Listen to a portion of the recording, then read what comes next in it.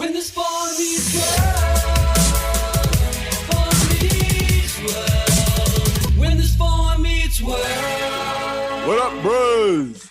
What up, bros?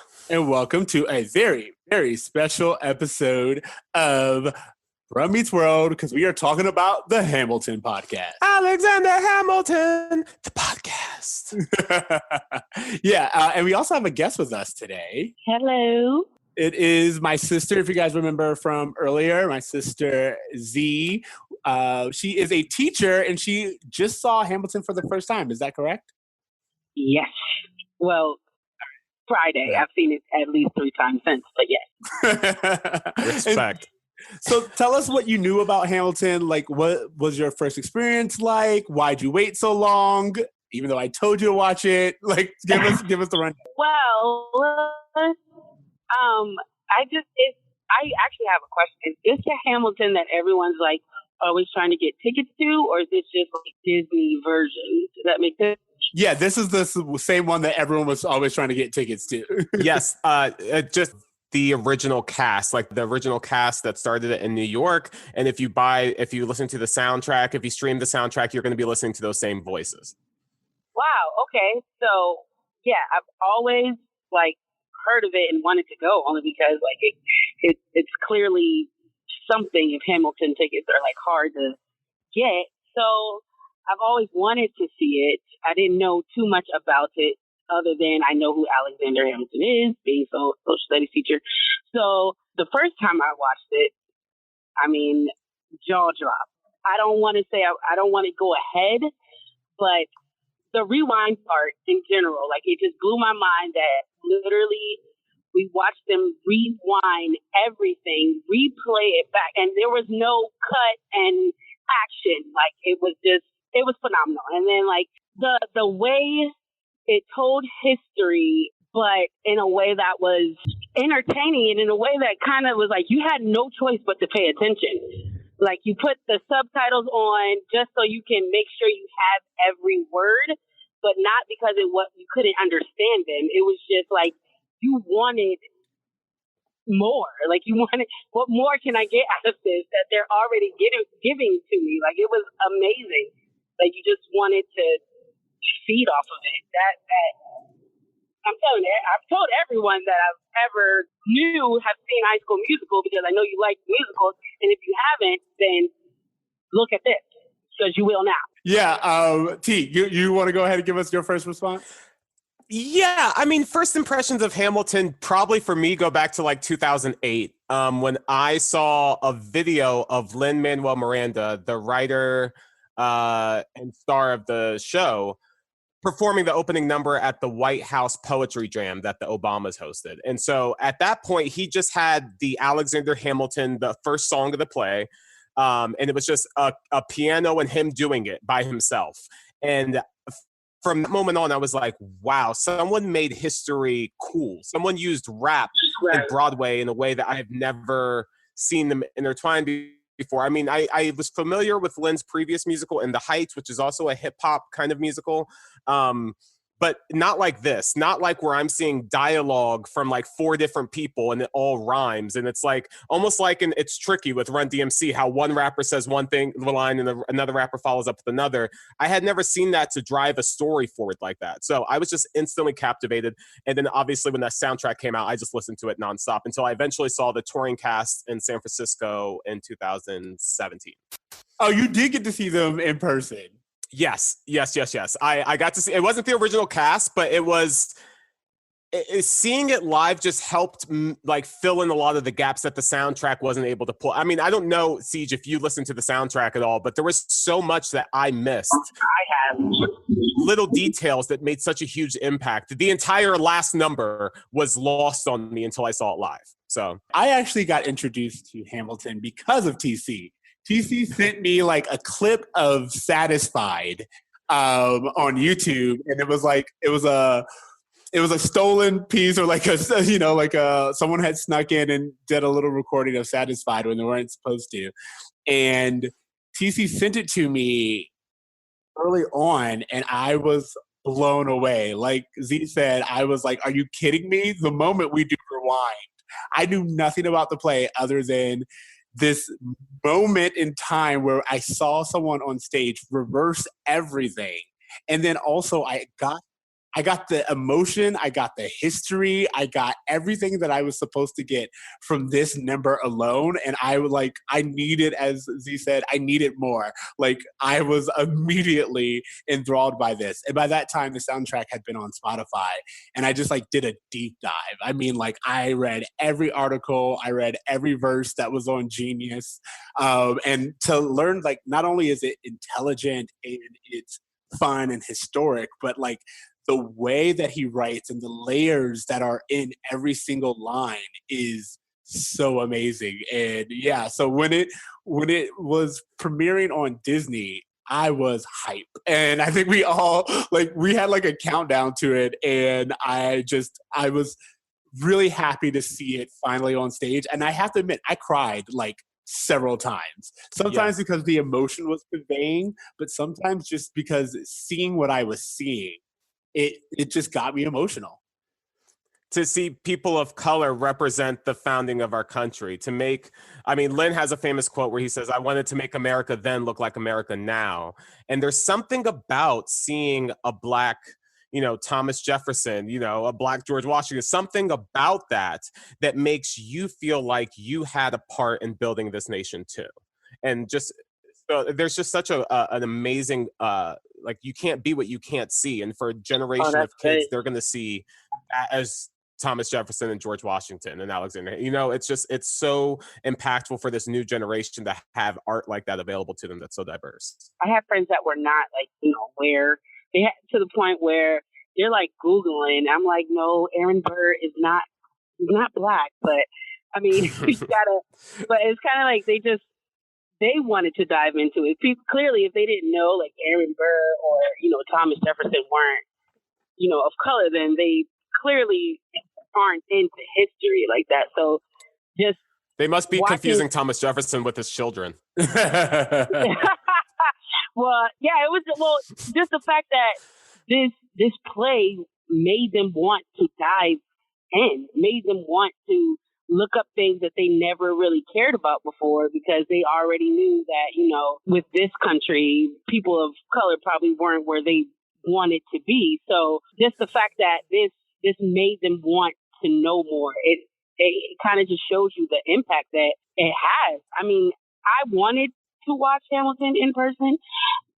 And when my brother, he did send me it and told me to listen to it. And like, I just always had the mindset that I'm going to see it first. I want to see it all put together, because I know that they can't show everything, or can't have everything in the soundtrack. They had every song, but there's still little tidbits that you didn't, you don't hear like you do if you see the play. So once I was able to connect it, like you can't get me away from it. Yeah, it's really funny because what everyone was saying about it kind of sparking this interest in you can't be what you can't see.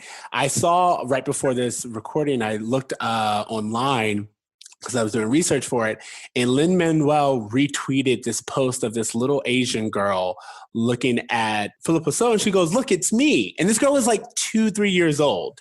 Aww. And it was just amazing to be like, yeah, that's what this is. You are showing children, you are showing not just children, people of all ages, you're showing them in spaces they don't usually put themselves in. And for me, it was a really big deal because I got the same emotions that I got when I watched Into the Spider-Verse, which was there would be a whole generation of children who could see themselves in history and could see their art and their voices and their style in an art form literally taking center stage. And I thought that was just amazing. Should we talk about the music? I want to talk about the music so long. Okay, before we get started, your first time listening through, what was the song that you couldn't stop singing? Work. I'm looking for mine at work. I loved it. I say it now, like all the time. And you got to understand how Be Satisfied just changed my life. And Helpless too, but only because it's a spin. Like I was telling people earlier, my favorite song is the Shula Sisters, but my favorite part of the play is Helpless, and then be satisfied. Yeah, the transitions of this play are just amazing. Like Yes. there are just so many good way where you go like going from helpless into satisfied, and you can see the tonal shift, and like that in itself is just like, oh my God. Like you don't know what you're doing, but you know it's about to get heavy and it's crazy. And then the transition from the Reynolds pamphlet into Burn. Oh Yeah. my God, that transition is just another one where I was like, I'm just aghast. But His if you're poor talking about wife. which song, I would say that "Satisfied" is definitely one that I like on repeat, just because it hit a tone for me, and also it has like this sense of humor when he starts off with saying like, "You look like a woman who's never been satisfied," and like the Right. levels that hits It's kind of smooth though. Is it weird that I always sing that in like a smooth tone? Like, we never been satisfied. Just like me. I'll never be satisfied. Oh, yeah. No, because that's what he meant. Like it's a come on. It's supposed to be like this smooth talking dude who's like, I see you, and I see you more than anyone else in this room sees you. And I loved that. And I loved like just everything that she's saying. Like there's this point where she goes, I'm the oldest and the wittiest, and not prettiest. And usually you would say I'm the oldest and the prettiest, but she says wittiest to show that she's like the brainchild of this She's the operation. smartest character in the whole show. Exactly. So I just loved that. And then I know you said which one, but I can't limit it to one, because I will also say that part. blend of nonstop of everything coming together Yes. was just Yes. another one where like it has momentum. It blends like you want a good The musical montage. blend. Yeah. Yeah, and it hits every emotional point. It's like a summary of Act One in one song, and it hits perfectly. And then finally, I will say that the Reynolds pamphlet, because it's just like you get this Lil Wayne style song in the middle of a historic play, and it's bumping. It's a bop. I'm gonna go back to when I first heard the album, like when it first came out in like 2015. The two songs that I was singing over and over again were "Wait for It," which sounded just like an Usher song to me. Like it sounded like "Wait for It" sounded like the thing that was most likely to be played on the radio of all the songs that I heard. To me, that was my first impression when I got for it. I just kept singing it over and over again. And then Guns and Ships, I was just like, in that same way the Siege was like, they threw a Lil Wayne song. I was like, this song is dope as fuck. This is just spit and rhymes. Like, this is, I mean, between those and the cabinet battles, like, I just was so happy to see rap celebrated and hip hop celebrated as like a true art form. Like rap is so easily dismissed as like mumble rap, or just like, I don't know, not having the sophistication as like, you know, other styles of genres of music. But for him to use every kind of rap. I mean, like one of the things that he said was that he envisioned each character as a different hip hop person. So when he wrote Hercules Mulligan, he was thinking of Busta Rhymes. And when he wrote Thomas Jefferson, he was thinking of Ludacris and all these things, so that when every person had their own unique flow and their own unique style of hip hop to contribute in a way that like celebrates it all. I loved it. You and I were very much into the Rap Battles of History series on YouTube in general. So when he set up the Congress meetings as rap battles, we were like, oh, this is killer. Like it was like A1, I'm all about it.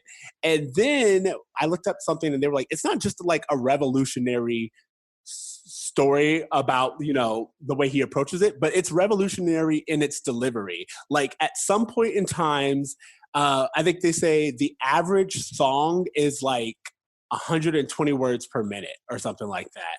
And Renee at one point in time, she gets to 200 words per minute. And David gets to a part in a song where he sings 19 words in 3 seconds. Wow. And then you got to put some thought into the letter, but the sooner the better to get your right hand man back. Yeah, it's like ridiculous. It's just like that speed and that delivery. And as you said, the different styles. It's a great musical because it's a layered musical in every sense of the word. Even King George has a British pop song thrown in there. Like everything is covered in this. Yes. He was amazing. With King George, it's kind of like the American view of what people might think he would have been like he kind of gives off this, I don't know, like stereotype of an English king would be, the way he, I don't know, goes about. So it was just funny to see that and him play into it. And you kind of categorize, like, put him in his separate box, although he was crazy from the lyrics. So. Yeah, no.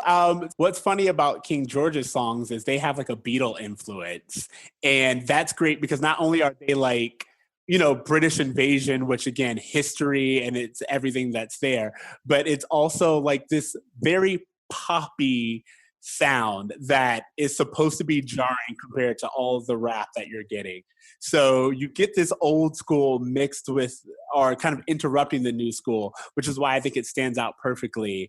And as we said, Jonathan Graff's performance is fantastic. I have notes on him when we get to cast, but yeah. And just the idea that there would be a breakup song between countries is brilliant to me. Like that whole mindset of like you'll be back, you know, as soon as you'll miss me eventually, like comparing the relationship between countries to an abusive relationship that needed to come to an end, in which there's a bitter spouse, you know, who's, you know, shitty about it afterwards. I don't know. It just, to me, it was just such an interesting way to tell history in a way that makes it so much more relatable. I have no idea how King George felt at the end of the American, you know, Revolution, but I know what it's like to be dumped, and I know what it's like to, you know, be dismissed or rejected. And so it makes it personal in a way that I would have never felt a connection to King George before. When What Comes Next comes on, like that version of it, like as you said, to me, it was amazing and hilarious because, first of all, how relevant does it feel right now when he was like, do you know how long it is? Do you know how hard it is to lead? You know, it's just like, you know, you're on your own. Also, wow. Do you know what happens now? I mean, like, I thought that all of that just compared we are right now. When your people say they hate you, don't come crawling back to me. Is that not the moment we're in now? Yeah. Where we're looking at our founding fathers and being like, actually. I like how they referred, you're stepping down. I didn't know like a human could do that. Like it's kind of like referring to our 4 years compared to their dynasty. I like that they put that in there. Yeah, just bringing light to like how ridiculous the concept was that we would change our leaders every 4 years. Like that, how revolutionary that idea was brought to light with that. Yeah, I think that what's great about all of these songs is that they really do get you in the mindset of the characters, but not just the characters, of like the events that they're talking about. You know what I mean? Like, I think it put the Revolutionary War in a different way than I would have thought about it or the way that I learned about it.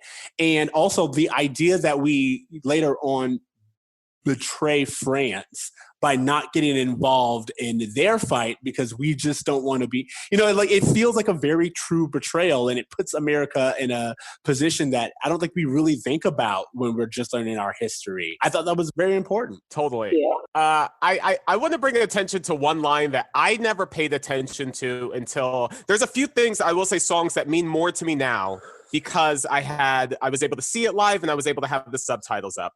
The first one is the Aaron Burr song. It's the second one. It's like, pardon me, are you Aaron Burr, sir? That one? Yeah. There's a part where Lawrence and Mulligan and Lafayette are like, yo, I'm John Lawrence in the place to be.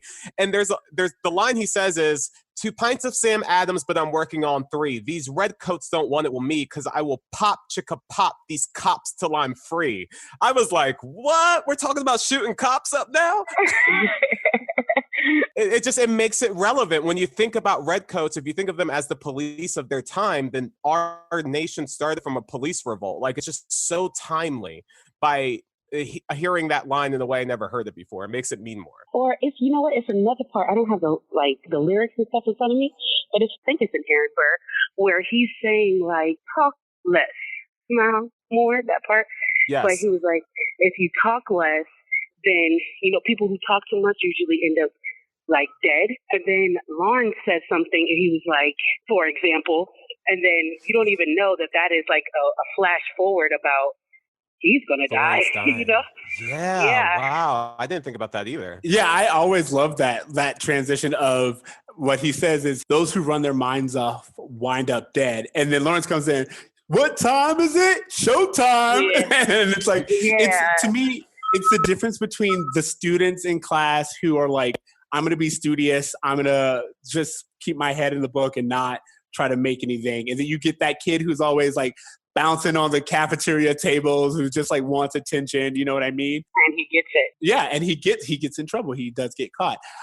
For me, looking at the lyrics, one thing that I saw that I never noticed or I interpreted differently was there's a line when Burr is talking about Hamilton and being with Washington, and he goes, but Hamilton still wants to fight, not right. And I always thought it was not right Yes. as in not the right choice. But when I saw it on screen, it said not right as in he doesn't want to be writing everything down anymore. And I was like, again, a brilliant line. It's layered in, Right. in two different ways. I had that same feeling when I heard the last number, Who Lives, Who Dies, Who Tells Your Story, mostly because when I was listening to the soundtrack, all I heard over and over again was, you know, who's going to tell your story? Who's going to tell your story? But when I saw it with the subtitles and when Eliza's singing, she's saying, who's going to tell our story, not your story? Who's going to tell my story and our story? And in that moment where she's like, can I show you what I'm proudest of? And she starts talking about the orphanage. I cry every time. But like seeing it, it's like she's getting her story told too. And one of the things that really escaped my mind until I saw it, and I challenge you guys to watch this again, the show ends. I don't know if you guys are familiar with the musical Les Mis. The musical Les Mis ends with like the main character dying, and then the spirits of those who he had interactions with are there to like usher him into heaven, right? I didn't understand that's how Hamilton ends as well. I didn't understand that Hamilton dies, and then they all have these white suits on, and they're kind of talking directly to the audience at this point, saying, you know, Eliza telling her story of what she did with the rest of her life. And then it seems as though she meets up with Hamilton, and Hamilton walks her to the front of the stage, and she has this moment where she gasps and she cries right before the credit, like right before the show ends, right?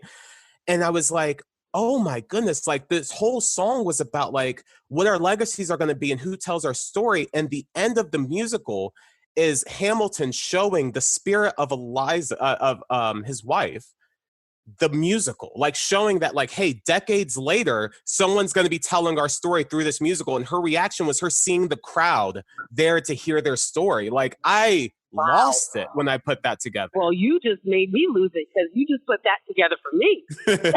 Like the gasp, I saw this musical twice this weekend, and the gasp, the first time I saw it confused me, and then the second time I saw it, I was looking for clues for it to make sense, and then I remembered Les Mis, and I just remembered like all these musical influences that are tied in Hamilton from other shows, and it just made sense to me. And that gasp was just her like seeing that their story was finally being told that was lost, and it was just beautiful. I cried. Oh, wow. I think that's a great transition into talking about the cast, because I've seen Lynn and I've seen Leslie and David, like they're everywhere. But I'm like, I feel that Philippa Sue is just the unsung hero. Not only does she carry a lot of the emotion and she's the constant through, and she's a female voice in this really male dominated story, but she is just a powerhouse who ends the show. You know what I mean? It's like for her to have the final word and the final, that's who the audience connects to. She's the one who outlasts everyone else. It's such a weight, and she carries it so beautifully. Like you cannot tell me. I wrote that. I told someone that "Burn" is the original "Sorry" by Beyonce. It was like her "Burn" is just like, you know what? Fuck you. Fuck all of this. I'm out. I ain't It sorry. felt like the Adele song of the soundtrack. yeah, it did. The last song talks about how like the only reason that they're even able to tell this story is because of the information that Eliza was able to collect once Hamilton died, that she was the one who went through all of his diaries and writings and published them and made them public record. Like she was the one who collected all these stories. And on Twitter, I saw that someone said like, there's a reason why the musical is called Hamilton and not Alexander Hamilton, because it's the story of this this duo, the both of them, not just the male patriarchy. It's a partnership that really allowed the play to happen. Yeah, that's great. Oh my God, I love that. It's layers, guys. It's layers. All right, so I kind of talked about Philippa, and I think she's fantastic. Do you guys have any favorite cast members, or was there anyone who really stood out to you? Renee Ellis Goldsberry. 100%. Strongest voice in the show, I'd say, too. Yeah. I mean, well, Philippa has like a beautiful, subtle voice. It was soft, but Renee, I think she has she just had a like a present. Yes, it was a present. It reminds me of Dreamgirls with Jennifer Hudson and Beyonce. Like, Beyonce's a great singer, but Jennifer Hudson's voice in that was just that strength and that groundness that reminded me of the voice differences between the two of them. Exactly. It was kind of like you recognize both and you give both credit, but you can hear the emotions differently through both of their voices. Yeah, I think Renee, she has one of the fastest songs. They were like, she's the only one. She performed this 8 times a week for who knows how long, and she was the only one who like never needed a break. She did it constantly and gave the same strength and performance. So that is fantastic in itself, but also she has this attitude and a way of expressing through song very subtly. Like when she says, "I'm not here for you," the whole internet just reacted. It was like there was so much in that line. Like that's like a damn, you know what I mean? Yeah, I mean, come on now. What were you thinking, sir? Really? I think the whole cast is great. Like I really do think upon watching it that everyone gives Anthony Ramos. Anthony Ramos's voice is incredible. Like I'm so excited to see him in The Heights whenever it comes out, because he's just a star that's like waiting to happen. And even in this show, I don't think he got a chance to truly highlight. Yeah, he has so much personality. The same with Daveed Diggs. Daveed Diggs commands your attention every single time he's on stage. I feel like Daveed steals the show, if I'm being honest. Like every time, because what I think everyone else was doing, like everyone else is like they're in the play, they're trying to make sure they hit their marks. Daveed has this confidence in his role to where he's not worried about what's going on. He is like, whether he's playing Lafayette or whether he's playing Thomas Jefferson, he is full on swagger. He knows what he's going to say next. He knows what he's going to do next.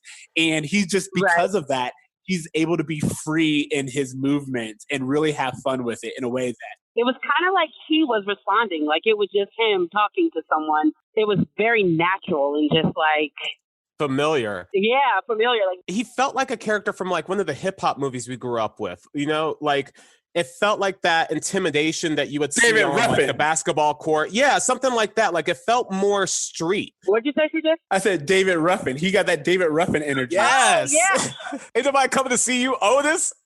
Yeah. Can't you see him saying something like, "Ain't nobody coming to see you, Hamilton"? Yeah. If you don't know, now you know.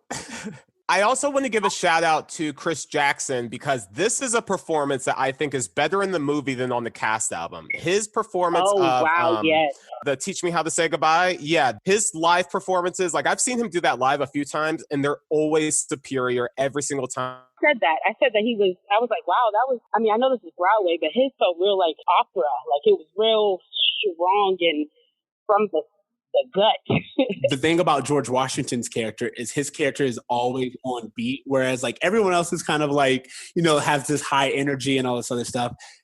George Washington's character just kind of croons, you know, it's like he's strategic with his verse as well as his thoughts. And I thought that was really important. And the way that I was saying before that each character had a rap inspiration, for George Washington, it was Notorious B.I.G. And you can hear that in the way that he uses his vowels, and he's just smooth. Now, I'm the model of a modern Major General, the venerated Virginian veteran whose men are all lining up. Like it's so smooth and just like flows into each other like honey in a way that, you know, really makes him as an orator, like George Washington as a speech giver.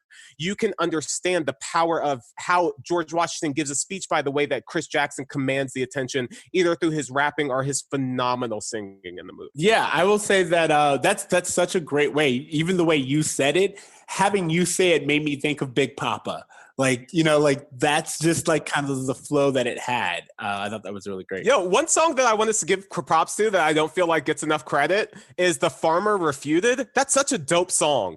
When Hamilton yes. is like jumping into the speech that the King's Man is giving and like changing it to like instead of like an old King song into like into a rap number. I just thought that the whole thing was brilliant, the way that that was put together. I don't know what style of music that is that he's doing, and that just might be the genius of Lin-Manuel, that he was able to hear like, you know, a British song from the 1700s and go, I'm gonna remix this. But it sounds dope. Well, according to this historian I was following online, Hamilton really did kind of like take that dude's speech and like just reply to it and then publish that reply. So I like, yeah, again, it's like it's truth in storytelling, but you're right. It's a great way. First of all, it's a great way to transition us into just the British element and the British voice that we're about to get, which brings me to Jonathan Groff, who plays King George. And I have to admit, as like it feels bad in a movie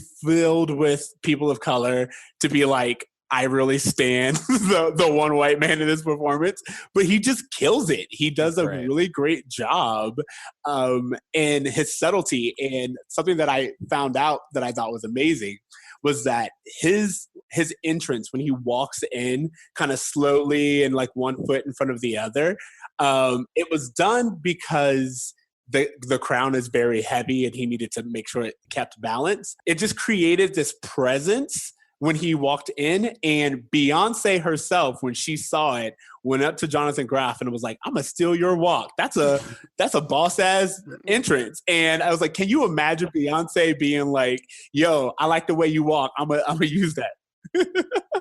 Yo, speaking of like celebrity endorsements of this, I just like because you had just talked about how he took Farmer Refuted, the actual lines, and like turned it into a song.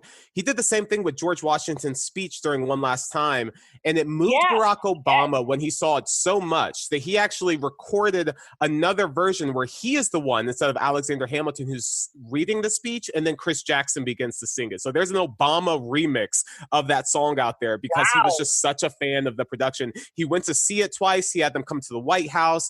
He ate that shit up. He was just like, this is how we're supposed to teach history to our kids. And I can't endorse this enough. Michelle Obama called it her favorite piece of art, period. I mean, I can completely see that. I was actually talking to a group of teachers anyway, and I was saying, like, I want to, like, I mean, it's 3 hours, so we can't just watch it, but I was saying, like, I want to just have them sit and watch this. I mean, it would be the perfect way to, because the kids today, they love to feel something, and music is, you know, the best way. They always get music. They always find a way to attach to music. So this was just like, I was like, gosh, I wish there was just, they can just go and see it or whatever, because they have to.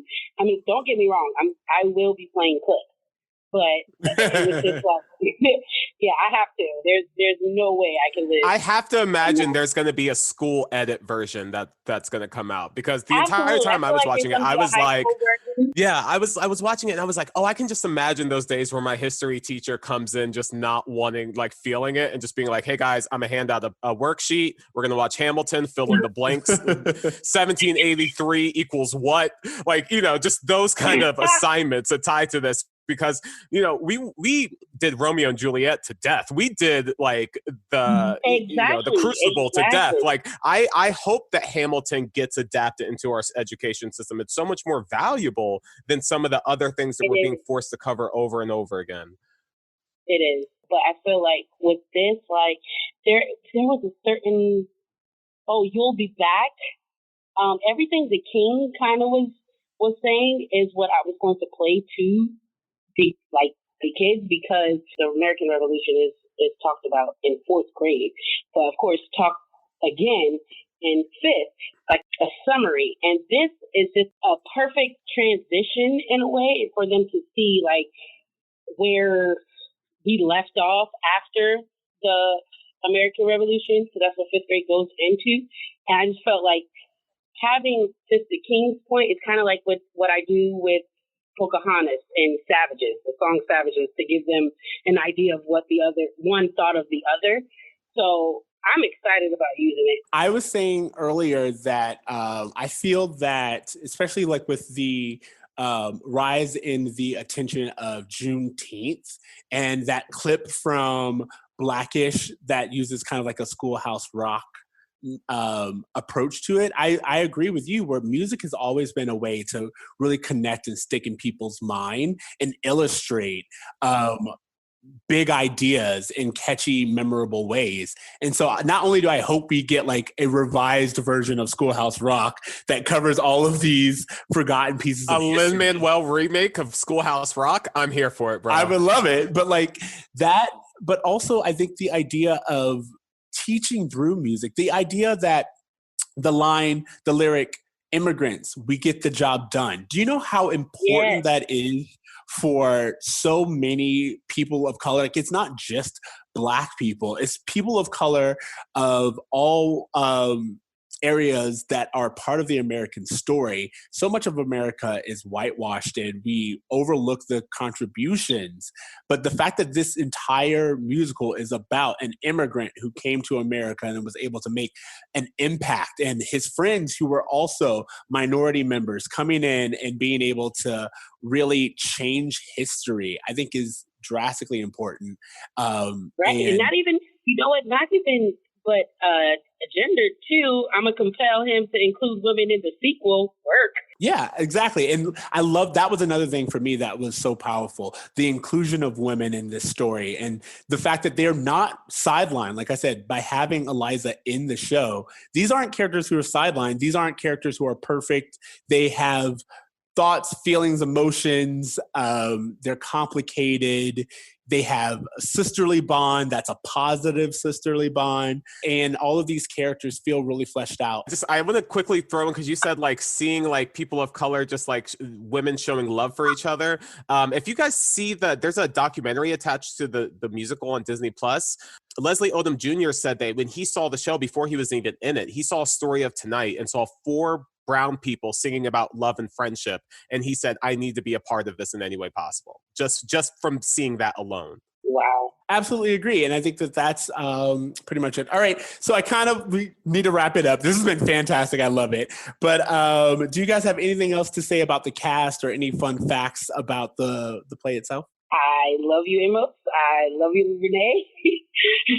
Something we hit on earlier, but I forgot to bring up. The staging of this play is fantastic. The choreography is wonderful. One, I didn't notice this, but they talk about in the after special, the choreographer talks about how he has Hamilton stand, when he first sees Eliza and Angelica, they're like in his point of view, the moment they enter, like they're all in one straight line.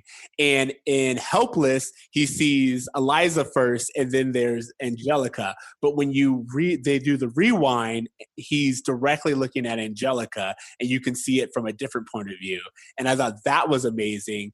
Also, the idea, the transitions that we do, like I said, we talked about the musical transitions, but the staging transition of One Last Time, when he goes and Hamilton goes from writing the speech to Washington stepping forward and giving the speech. It's a great way of acknowledging Hamilton's influence in writing the speech, but also that is delivered and ultimately remembered by Washington. I thought that and what's so beautiful about that part too is that when you hear Washington rapping or talking and Chris Jackson singing it, like it shows how powerful Washington's voice was able to amplify the words of Hamilton to be something that's so presidential and so legendary. One more thing, I was going to say that just going back to Satisfied and the rewind or whatever. What I like is like in Helpless, a lot of the words that she was saying to her, Angelica was saying to her sister, was like kind of like a kid, like you would share them with me too, or I'll leave you to it. It was kind of like encouragement. And then when you hear Satisfied, you can hear the sarcasm, I guess you could say, like, I'll leave you to it. It's like, but her face is like saying something completely different. like, this is hurting me. And then Helpless, you can see that at first she's kind of like on her sister's side, but then from her point of view, she's really sad about the whole thing. And you can feel that in the two. What's great about Satisfied and Helpless is that, you know, the whole show is about like how your story is different based on who tells it. And Helpless and Satisfied is like a real example of how like this story that you just saw is actually completely different when you hear it from the perspective of someone else who was in the room.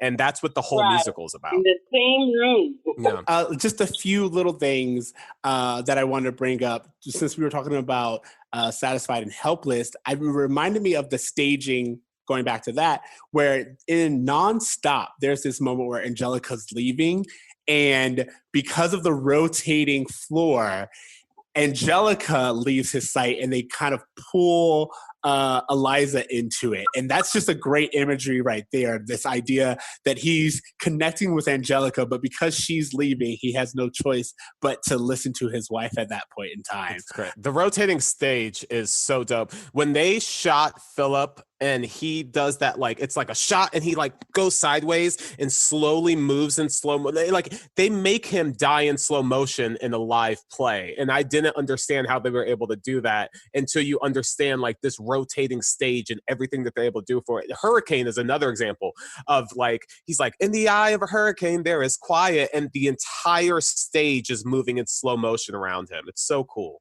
Yeah, that, and then I love that because I was going to talk about just the bullet in general. The idea that you would have a person represent the bullet and it allows you to go slowly through time and you get to be there while, you know, you get to see everything that's going on. They were able to bring cinema to the stage, and I thought that was and that's such a shout out to the company, like the dancers and the performers that are in the background who are doing so much. One of the things that made such a big difference to me was watching Say No to This and seeing that the whole company was like, no, say no to it. Like they're like pleading with him. They're almost like a Greek chorus, like commenting on the events of the play as it's happening. It's so dope. No to this. I mean, I think it's really funny because while I think the first half of the play is so tight and so energetic, the second half of the play also it's just so smart.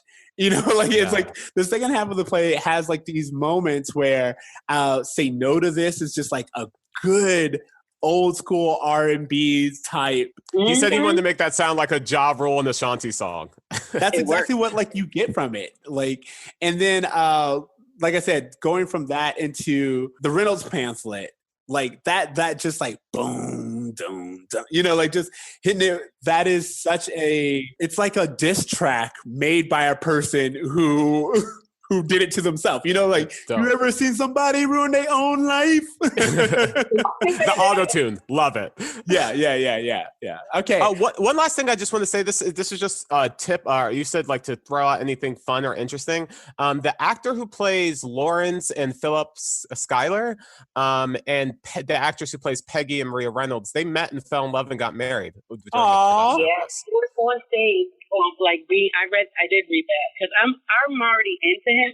There's a YouTube video of the proposal if you're interested out there. I am interested. But yeah, I saw that, and then I think it was on like the Hamilton page where it was kind of like throwback something or flashback 2016 when they were doing it or whatever, and you could just see them two together, and then it was like one of the people that were in the play was like you would always see them. They look just like that all the time. Aww. All right. So I would be remiss if I didn't mention that there is some controversy. Not everyone loves Hamilton. I think everyone is entitled to their own opinions. I love it.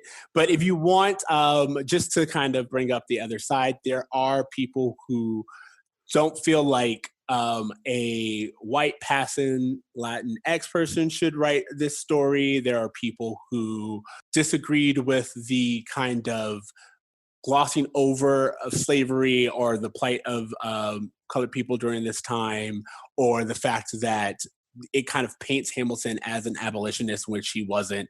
So there are people who disagree, and there are elements that don't quite hold up. What do you guys think about that? I think that art is art, and in this sense, it was his art, and he did it like he got off the message. So I mean, I understand what they're saying completely. I completely get it. But when you're just looking at it as an art form, I just feel like he did amazing. He put the art together very well. I was just going to say that the argument that Lin isn't the best person to write this, when the show is about a person from the Caribbean coming to America, he was like, this is my dad's story. Like, I'm the best person to write this because I know this so well. Like, it's an immigrant story. Like, that's how he approached it. And so I do think that the criticisms of him, I mean, he won a MacArthur Genius Grant. If you have issues with Lin writing this, then that's just on you and your personal preferences.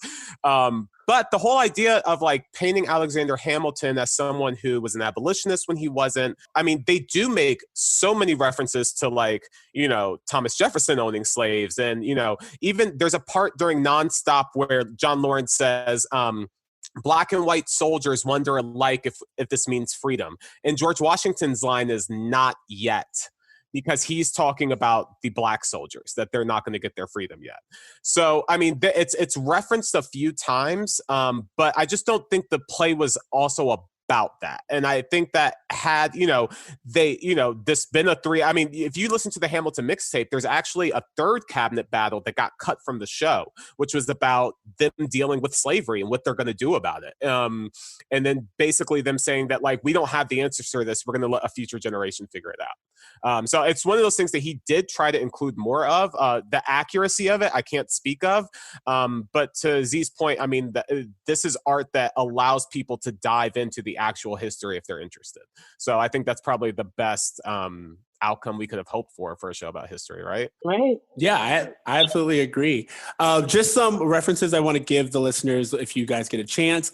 There's a documentary on the History Channel that actually does a deeper dive called Hamilton Building America. It's available on YouTube right now if you want to check it out. It has Lin-Manuel go into it. It has several historians actually dissect it a little bit more. And I think it's just a great extension piece.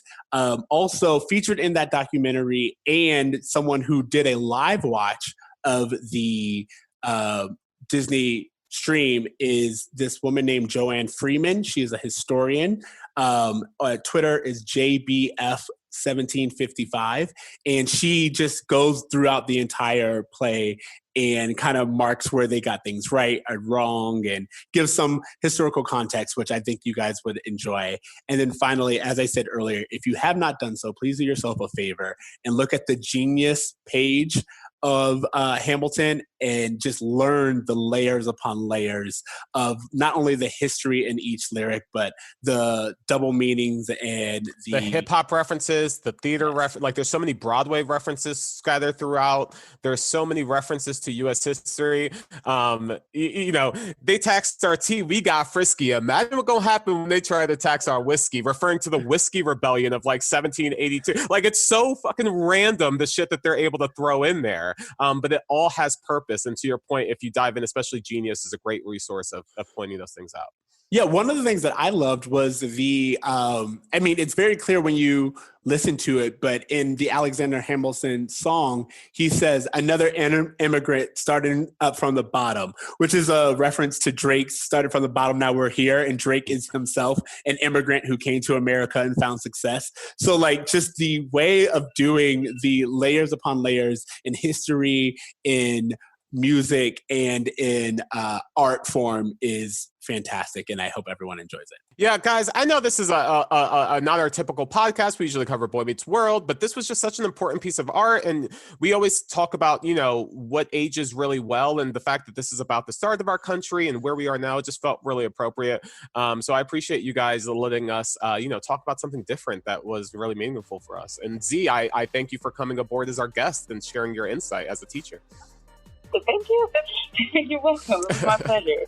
Enjoyed it. Do you have anything you want to plug or anything you want people to check out? Bruh Meets World. Yes. Well, thank you guys for listening. On that note, this has been Bruh Meets World. Remember, you can find us on Spotify, iTunes, Stitcher, Google Play. Make sure you leave us a rating. Give us your feedback on Hamilton. You can find us at Bruh Meets World on all of the places, and email us at bruhmeetsworld@gmail.com. T? Yeah. Not only can you guys give us your thoughts on Hamilton, but you guys can join us next week as we dive back into our regularly scheduled programming of Boy Meets World. And, you know, just for one last homework assignment, I'm just going to recommend that you guys check out the Hamilton soundtrack, learn all the lyrics, because I promise you, your 8th listen, you will learn more things about it.